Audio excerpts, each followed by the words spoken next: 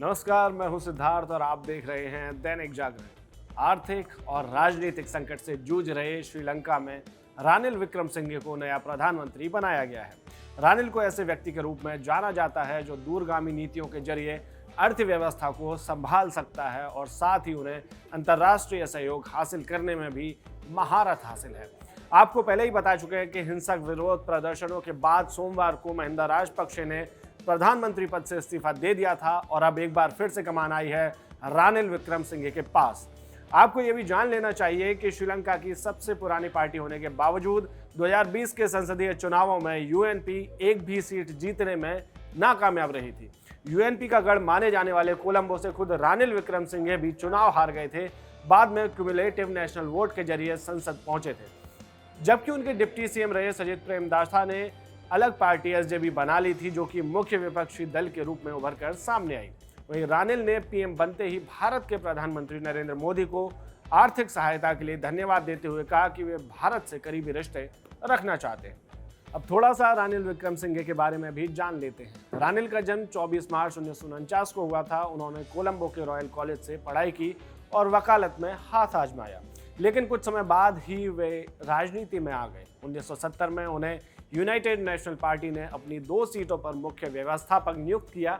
इसके बाद वे पहली बार बियागामा सीट से संसद पहुंचे तो प्रधानमंत्री जे.आर. जयवर्धने ने उन्हें अपनी सरकार में मंत्री बनाया। धीरे धीरे पार्टी में उनका कद और दबदबा दोनों ही बढ़ता गया, लेकिन 1 मई 1993 को श्रीलंका के तत्कालीन राष्ट्रपति रणसिंघे प्रेमदासा की तमिल विद्रोही संगठन LTTE द्वारा हत्या कर दी गई। ये वही LTTE था जिसने भारत के पूर्व प्रधानमंत्री राजीव गांधी की भी हत्या की थी। वापस लौटते हैं। राष्ट्रपति प्रेमदासा की हत्या हुई तो एक अंतरिम सरकार बनाई गई जिसमें प्रधानमंत्री पद पर बैठाया गया रानिल विक्रमसिंघे को। इसके बाद दूसरी बार 8 अप्रैल 2001 से 6 अप्रैल 2004 तक, तीसरी बार 9 जनवरी 2015 से 26 अक्टूबर 2018 तक और चौथी बार 15 दिसंबर 2018 से 21 नवंबर 2019 तक वे प्रधानमंत्री पद पर रहे। हालांकि 2015 से 2019 तक श्रीलंका में राजनीतिक अस्थिरता रही और तब राष्ट्रपति सिरिसेना ने अपने अधिकारों का इस्तेमाल करते हुए उन्हें प्रधानमंत्री पद से हटाते हुए महिंदा राजपक्षे को प्रधानमंत्री बनाया था, लेकिन वे हाईकोर्ट के एक फैसले के बाद 5वीं बार प्रधानमंत्री बने।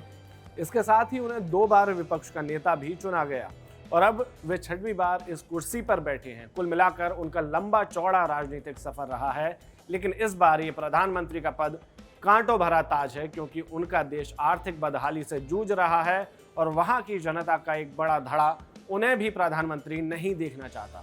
अब देखना होगा कि रानिल विक्रमसिंघे श्रीलंका को इस आर्थिक संकट से उबार पाते हैं या नहीं।